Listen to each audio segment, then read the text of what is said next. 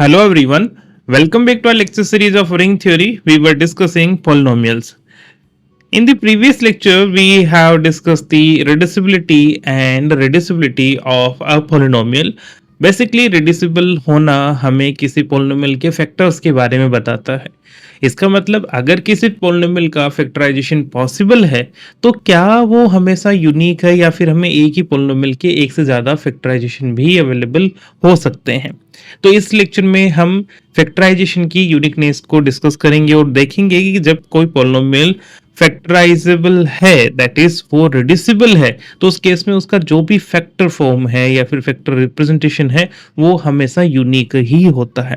Okay, उसके लिए क्योंकि हम ऑलरेडी काफी प्रॉपर्टीज को डिस्कस कर ही चुके हैं about the polynomials in Z तो हम कुछ इंपॉर्टेंट स्टेटमेंट्स को यहाँ पर लिस्ट आउट करते हैं और उसमें से एक इंपॉर्टेंट स्टेटमेंट है that is also available in the exercise. तो हम उस पे कंसिडर करके उसे प्रूफ भी करेंगे और फिर हम लिखेंगे theorem 17.6 which is actually the uniqueness of the factorization in ZX. Okay, so let us start this lecture by writing some important statement. The first statement is, let me write that some important statements.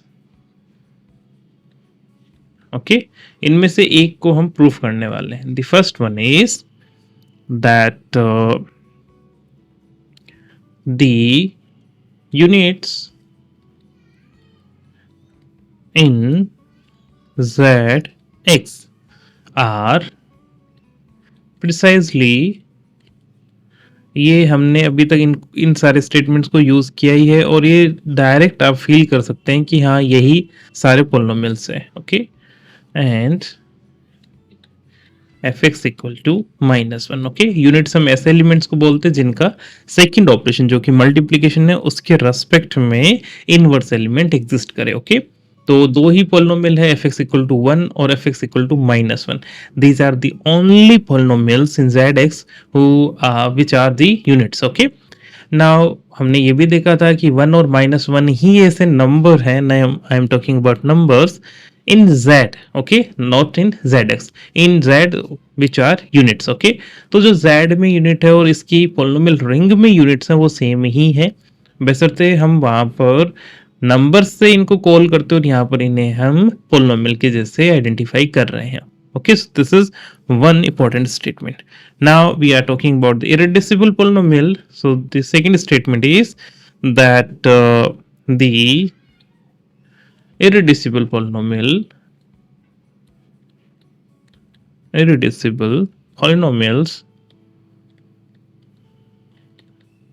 जब भी हम polynomials of degree 0 की बात करें इसका मतलब हमें constant के बारे में ही सोचना है। Okay, over